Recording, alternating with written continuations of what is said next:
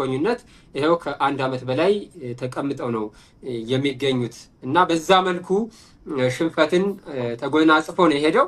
ይህ የጠላት ሰራዊት አሁንም ያን ለመድገም እየቋመጠ ነው የሚገኘው። እንግዲህ ቀጣይ ሁኔታዎችን ደግሞ ነገም በሚኖረን መርሃ ግብር እንሄድባቸዋለን። ማለትም ዴቨሎፕመንቱ ምን ላይ ሊደርስ ይችላል የሚለው ማለት ነው። ወደ ሌሎች ቀጠናዎች ስንሄድ ወደ ጎጃም ነው የምንሄደው። በጎጃም በርከት ያሉ ወታደራዊ እንቅስቃሴዎች አሉ። አንዱ ግን ተለቅ ያለውን ለማንሳት ልሞክር። ደብረ ወርቅ ከተማ የእናርጅና እናውጋ ወረዳ ጽሕፈት ቤት የሚገኝባት ደብረ ወርቅ ከተማ ወደ ስቱዲዮ እስከገባንበት ሰዓት ድረስ በፋኖ ቁጥጥር ስር ገብታለች። ደብረ ወርቅ በተለይም ለሶማ በረሃ በጣም ቅርብ የሆነች ከተማ ነች። ይችን ከተማ ፋኖ በተለይ በአካባቢ የሚንቀሳቀሰው የአማራ ፋኖ ብሔራዊ ኃይል አፋብሃ የቴዎድሮስ እዝ ፋኖዎች ናቸው በቁጥጥር ስር የዋሏት። እንግዲህ በቁጥጥር ስር እንደሆነች ትቀጥላለች ወይስ ጠላት ደግሞ መልሶ መቀየር የሚችልበት እድል ይኖረዋል?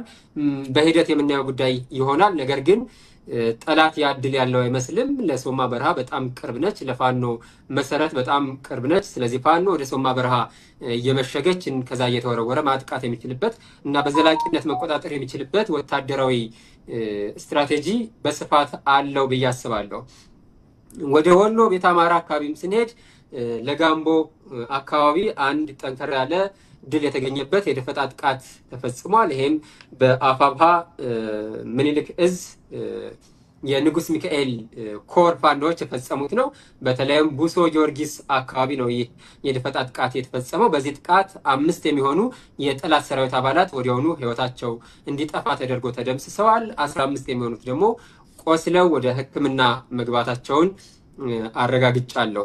ከዚሁ ከወሎ ቤት አማራ ሳንወጣ ወደ ደላንታ ስንሄድ በደላንታም አንድ የሻለቃ አዛዥ ጭምር በከፍተኛ ደረጃ የቆሰለበት ማጥቃት ተደርጓል በፋኖ። በዚህም ወደ 3 ጓድ የሚደርስ የጠላት ሰራዊት ሙትና ቁስለኛ እንደሆነ ፋኖዎቹ ገልጸዋል። በተለይ እዚያ ላይ ፋኖ በወሰደው የማጥቃት እርምጃ ደግሞ ማለትም የልጅ ኢያሱ ኮር ፋኖች በወሰዱት የማጥቃት እርምጃ የጠላት ሰራዊት በከፍተኛ ደረጃ ሙትና ቁስለኛ መደረጉን እንዲሁ በተመሳሳይ ሰምቻለሁ። ሌላው ወደ ቀጠናዊ መረጃዎች ስንሄድ እንግዲህ ከሰሞኑ የኤርትራው ፕሬዚዳንት ኢሳያስ አፈወርቂ ወደ ሳውዲ አረቢያ ሪያድ መሄዳቸውንና በዛም የ4 ቀናት የስራ ጉብኝት ማድረጋቸውን በዚህም በተለይ ቀይ ባህር ጉዳይ በስፋት መምከራቸውን፣ በአባይ ተፋሰስ ጉዳይ መምከራቸውን፣ በአረብ ባህረ ሰላጤ ጉዳይ መምከራቸውን በስፋት ስናነሳ ሰንብተናል። ዛሬ ደግሞ ኢሳያስ አፈወርቂ ወደ አስመራ ሲመለሱ ከአብይ አህመድ ጋር ከሰሞኑ ጠንከር ያለ ወታደራዊ ሰጣ ገባ ውስጥ የገቡት የሱዳኑ መሪ ጄኔራል አልቡርሃን ጭምር ሳውዲ አረቢያ ሪያድ ገብተዋል። እንግዲህ ለምን ያህል ጊዜ ይቆያሉ፣ ምን ጉዳዮችን ያነሳሉ የሚሉ ጉዳዮችን ደግሞ በስፋት የምናያቸው ይሆናል። ብሩኬ መልካም ጌጥዬ፣ ስለ መረጃው ከልብ እናመሰግናለን። በውይይታችን ደግሞ አጠንክረን እንሄድበታለን። አፈወርቅ፣ በአንተ በኩል ያሉ መረጃዎች ካሉ መረጃዎችን እንድታደርስ እድሉን ቀዳሚ ልስጥህና ከዛ ግን በተለይ ቀደም ብሎ በተነሳ በሸዋ ጉዳይ ላይ አንተና ማግኘት ይፈልጋል። በተለይ አገዛዙ አሁን አጠንክሮ በዚህ አካባቢ መምጣት ለምን ፈለገ? ምን የተለየ ነገር ስላለ ነው? ከሌላው ጊዜ እንግዲህ እንደተባለው ባለፉት 2 ዓመታት በጣም በጠነከረ ሁኔታ በተለይ ሸዋን መስበር ይፈልግ ነበር። ምክንያቱም ሸዋ ለአገዛዙ ቅርብ ነው ተብሎ ይታሰባል። ወይም ደግሞ አገዛዙ ለኔ ቅርብ ናቸው፣ ነገ ከነገ ወዲያ የሚመጣው አደጋ ከዚህ ነው ብሎ ስለሚያስብ እንደሆነ እረዳለሁ። እና ምን የተለየ ነገር ስለታየ ነው እንደዚህ አጠንክሮ በዚህ ደረጃ በአራቱም አቅጣጫ መሄድ የተፈለገው? መረጃህን አቀብልና ወደ ሐሳቡ ሄድ። እሰማለሁ አሁን? አዎ ትሰማለህ አፈወርቅ። በጣም ጥሩ። እንደምን አለ ብሩኬ፣ ጌጥዬ እንደምንድነህ? የቴክኒክ ክፍላችን ልዩ ቅመም እንደምንድናችሁ? ጥሩ። እንግዲህ ወደ ዋናው ሐሳብ ውይይታችን ከመግባታችን በፊት ሸዋን እንዴት አድርገው እጅግ ከድሮ ጀምሮ ነው የሚጠሏቸው የሸዋ ሰዎች የሚባሉትን።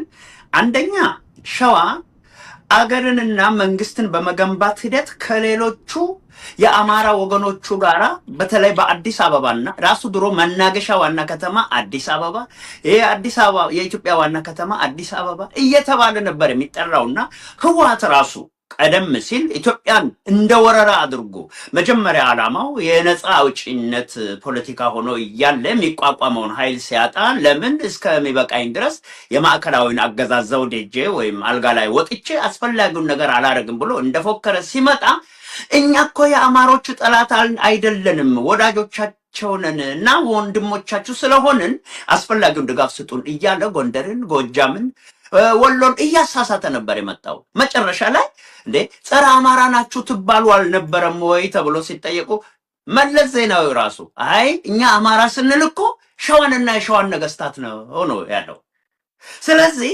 አማራን እየከፋፈሉ ለመምታትና ለማጥፋት አንደኛውን ወገን ከሌላኛው በማበላለጥ ሌላኛው ለአማራው ደግሞ ለሸዋው አማራ ጠላት እንደሆነ በማድረግ እርስ በርስ እንዲናቆሩ በማስደረጉ የፖለቲካ ሴራ ግልጽ የሆነ እንቅስቃሴ ስላላቸውና ይሄኛውም አሁን ያለውም የብርሃኑ ጁላ ጦር በአብይ አህመድ ነውረኛ የዘረኝነትና የፋሽስታዊ እሳቤ ሸዋን ለማጥፋትና ሸዋን ለማጥቃት ነው የሚነሱት በብዛት እንዲም ሲል ሌላውን ሊተው ብሎ አይደለም በጎጃም በጎንደር በወሎ ያለውንም የጦርነትና የጥቃቱን መጠን በድሮንና በጀት አይሮፕላን ጭምር በዘመናዊ መሳሪያ የቱን ያህል እየተካሄደ እንዳለ ስለምናውቅ ነው ስለዚህ ሸዋ ላይ ያነጣጥራሉ ቅድም ብሩክ እንዳልከው ሸዋ ለቤተ መንግስቱ ቅርብ ነው ሸዋ የአዲስ አበባ ራሱ የሸዋ ዋና ከተማ ነበር አውቆ ቀይሮ አሁን የኛ ነው የሚል አይነት ለብሔራዊ የምክክር ኮሚሽን ሁሉ አዲስ አበባ የኦሮሞ ግዛት ነው የሚል ጥያቄ አቅርበዋል የጥቅም ጉዳይ አይደለም ከአዲስ አበባ የሆነ የፋብሪካ ቆሻሻዎች በአንዳንድ ተጎራባች አካባቢዎች ስለሚፈሱ ያ ጉዳት ሊያመጣ ስለሚችል ተመጣጣኝ የሆነ ጥቅማቸው የሚጠበቅበትን የተለየ በጀት የሚመደብበትን የሚል አይነት ሳይሆን ነፍሱን ይማረውና ዶክተር አምባቸው መኮንን እንዳለው የአዲስ አበባ ጥያቄ የጥቅም ጥያቄ ሳይሆን የባለቤትነት ጥያቄ ነው ከአማራ መሬቱን ግዛቱን ከሌላ ወገኖቹ ጋር እኩል እንዳይጠቀም ማድረጊያ ስራ ነው እየተሰራ ያለው በማለቱ እድሜ እንዳይኖረው ተደርጎ እንዴት እንደተቀጠፈ ከሌሎች ወገኖቹ ጋር በደንብ የምናውቀው ጉዳይ ነው ስለዚህ አሁንም ቢሆን በሸዋ ያሉ ፋኖች ይህንን ለመቋቋም ከሌሎች አካባቢያቸው ካሉ የአማራ ፋኖች ጋራ መናበብ በሚያስችላቸው ደረጃ እጅግ ተናበው መጠናከር በሚገባቸው መዋቅር ውስጥ አብረው ተካተው የዓላማቸውን እሳቤ በደንብ አድርጎ እንደሚያውቁት ሁሉ የግባቸውንም ቦታ አዲስ አበባ መሆኑን በሸዋ በኩል አልፎ ሁሉንም ነገር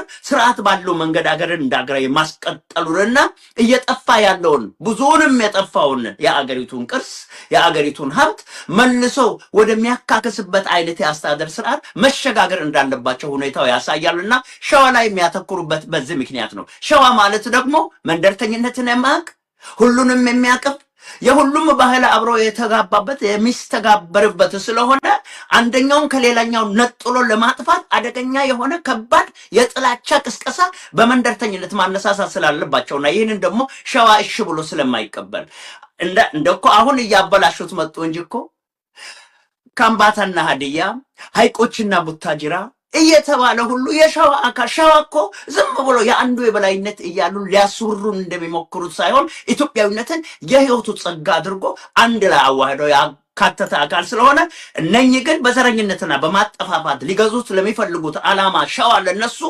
መደናቅፍ ወይም ብርቱ መሰናክል ስለሚሆንባቸው ሌሎቹን አታለልን እያሉ እንደሚያስቡት ባይሆኑ እንኳን ሸዋ ላይ ትኩረት የሚሰጡት ከዚህ አይነት ሁኔታ ጋር በተገናኘ ነው ብዬ ነው ማስበው ብሩኬ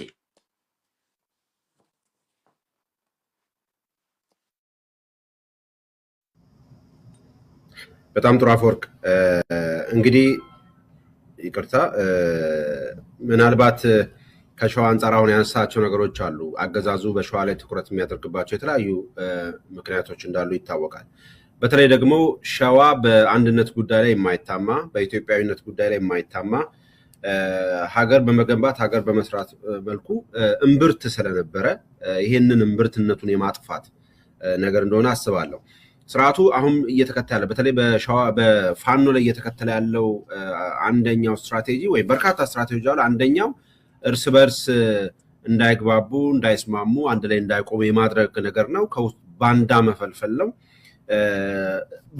በርካታ ሙከራ እንደነበረ እናውቃለን። ጌጥዬ እዚህ ላይ ሐሳብ ስለሚሰጠን እንደው መነሻ እንዲሆነው ብዬ ነው። ሸዋን ለመስበር ሸዋን መስበር ፋኖን መስበር ነው ብሎ የሚያምን ከመሆኑ አንፃር፣ ሁለተኛም ለአዲስ አበባ ለዋና ከተማው ቅርብ ስለሆነ እዚህ አካባቢ ማጥፋት ማለት የአጠቃላይ የፋኖን ትግል እናጠፋለን የሚል እንቅስቃሴ እንዳለ እናውቃለን። እንግዲህ አንደኛ ባንዳነት መፍጠር ነው፣ ሁለተኛው በገንዘብ ማታለል ነው። እንደው አሁን ለምሳሌ ከሰሞኑ እንዳየለው በርካታ አመራርነን የሚሉ ወጥተው ስርዓቱ ጋር ሄደው እስከ መፈራረም ደርሷል። በተለይ ሸዋ ላይ እንዲህ አይነት ነገሮች በጣም ሙከራ እንደነበሩ አውቃለሁ። በርካታ ሙከራዎች ተደርገዋል። ሸዋን ለመበተን ያልተሞከረው ሙከራ የለም፣ ግን ጠንካሮች ናቸው፣ እስካሁን ድረስ ቆይተዋል። አሁን ቀደም ብዬ ያነሳሁትም ነገር ላንሳና ጌጥዬ ከዚህ አንጻር ሸዋ ምን ይመስላል፣ እንዴት ነው አገዛዙ ሸዋን የሚመለከተው፣ የሸዋ ታጋዮችስ አገዛዙ እንዴት ነው የሚያዩት፣ ትግላቸው እንዴት ነው የሚመሩት የሚለውን ነገር እንድታነሳለኝ ነው። ሁለተኛ ነገር ግን ለምንድን ነው አሁን በጣም በትኩረት የተካሄደበት? የተለየ ነገር ምን ተከስቶ ነው? እንደው እሱ ላይ ሐሳብ ሰጠኝ። ያወራቸው በርካቶች ስለሆኑ ምን አገኘ መረጃ ጌጥዬ? ጥሩ እንግዲህ እኔ የሚመስለኝን ነው ለማስቀመጥ የምሞክረው በተቻለ መጠን። አገዛዙ አሁን እኛ ከገለጽነውም በላይ በጣም ከበድ ያለ እንቅስቃሴ ለማድረግ ነው እየሞከረ ያለው። ቀደም ብዬ በጠቀስኳቸው 4 አቅጣጫዎች ሁሉ ከጀርባ መድፍ አለ፣ ሞርተር አለ፣ ድሽቃዎች በየቅርብ ርቀቱ አሉ። ከዛ በድሽቃው ሽፋን፣ በሞርተሩ ሽፋን፣ በመድፉ ሽፋን እግረኛ ሰራዊት ክላሽ የሚተኩሱ እግረኛ የሰራዊት አባላት እንዲገቡ ነው ለማድረግ እየሞከረ ያለው እና በዚህ መልኩ ቀጠናውን በጥቅላላ ለመያዝ ነው እየሞከረ ያለው። ነገር ግን የሸዋ ምድር ከመደበኛው ሰራዊት እስከ ማህበረሰቡ እሳት ሆኖ ሊያራምደው አልቻለም። ለምንድን ነው ወደ አነሳው ዋናው ጥያቄ ግን ስመጣ ለምንድን ነው በዚህ ሰዓት ይሄንን ማድረግ የፈለገው ብለን ካሰብን አንደኛው ጉዳይ ሸዋ ለአዲስ አበባ በጣም ቅርብ ከመሆኑ የመነጨ ነው። ሁልጊዜም ሸዋ ላይ ይጠነክራል አገዛዙ። ማለትም ስትራቴጂያዊ ወታደራዊ ስትራቴጂያዊነት ያላቸውን ከተሞች ነው ያላቸውን መሬቶች ነው በዋናነት መያዝ የሚፈልገው አገዛዙ። ሙሉ ሀገሩን መቆጣጠር ካልቻለ ስትራቴጂያዊ የሆኑ ቦታዎችን መያዝ ነው ትልቁ ፍላጎት። ጎንደር ላይ ስንሄድ እንግዲህ ትናንት ስናነሳ ነበር፣ መተማ ስትራቴጂያዊ ቦታው ሊሆን ይችላል፣ ከሱዳን ጋር የሚያገናኘው ቀጠና። ቋራ ስትራቴጂያዊ ቦታው ሊሆን ይችላል። ጎጃም ላይ ስንሄድ በተመሳሳይ እዚህ የፌዴራል መንገድ ያለባቸው አካባቢዎች ስትራቴጂያዊ ቦታዎች ሊሆኑ ይችላሉ። ለምሳሌ ከቡሬ ወደ ወለጋ የሚያሻግረው መስመር ስትራቴጂያዊ ቦታው ሊሆን ይችላል። ከደጀን ወደ ጓጽዮን የሚያመጣው መስመር ስትራቴጂያዊ ቦታው ሊሆን ይችላል። ባህር ዳር ዙሪያውን ስትራቴጂያዊ ቦታው ሊሆን ይችላል። ይሄ መኮድ ዋና ማዘዣ ያለበት ምን እንደዚህ ስትራቴጂያዊ ቦታው ሊሆን ይችላል። ወሎ ቤት አማራ ላይ ስንሄድ በተመሳሳይ ስትራቴጂያዊ ቦታዎችን መጥቀስ ይቻላል። የጋሸናን ስናነሳ ነበር። ስትራቴጂያዊ ናቸው፣ ወታደራዊ ስትራቴጂያዊነት አላቸው ብሎ ከሚያስባቸው መካከል አገዛዙ የምርን ወታደራዊ ጠቀሜታ ካላቸው ከተሞች መካከል አንዷ ጋሸና ነች። ወደ ብዙ አካባቢዎች ለመሄድ ማሳለጫ ስለምትሆን ማለት ነው። ወደ ጎንደርም ወደ ወሎም ወደ አፋርም አልፎ ለመሄድ መንገድ ስለሆነች ማለት ነው። ሸዋ ላይ ስንመጣ ስትራቴጂያዊ ቦታ ነው ብሎ የሚያስበው መርሐቤቴን ብቻ አይደለም፣ ተጉለትን ብቻ አይደለም፣ ምንጃርን ብቻ አይደለም፣ ይፋትን ብቻ አይደለም፣ መንዝን ብቻ አይደለም። ሙሉ ሸዋ ስትራቴጂያዊ ቦታው ነው ለሱ። ለምንድን ነው ሙሉ ሸዋ ስትራቴጂያዊ ቦታው የሚሆን ብለን ስናስብ በጣም ቅርብ ስለሆነ ለአዲስ አበባ፣ ሌላ ምንም አይደለም።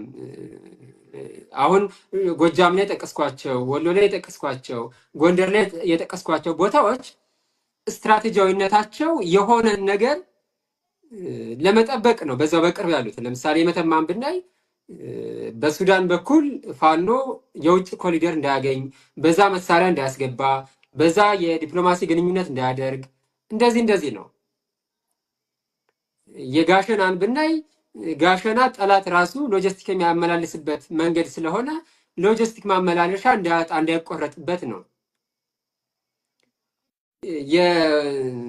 የጎጃምን ብናይ በተመሳሳይ ለምሳሌ ባህር ዳርን ዙሪያ የሚከላከለው መኮድ እንዳይያዝበት፣ ባህር ዳር ራሱ ትልቅ ከተማ ስለሆነ እንዳይያዝበት፣ እንደዚህ የመሳሰሉት ናቸው። የፌዴራል መንገዶች ያሉበትን የሚከላከለው በተመሳሳይ የፌዴራል መንገዱ ከተያዘ ፋኖ ኢኮኖሚው ይጠነክራል፣ ተሰሚነቱ ይጠነክራል፣ ምን ብሎ ስለሚያስብ ነው። ሌሎች ምክንያቶች ስላሉ ነው። እነዚህ ሁሉ ግን ከአዲስ አበባ በታች ናቸው፣ ከ4 ኪሎ በታች ናቸው።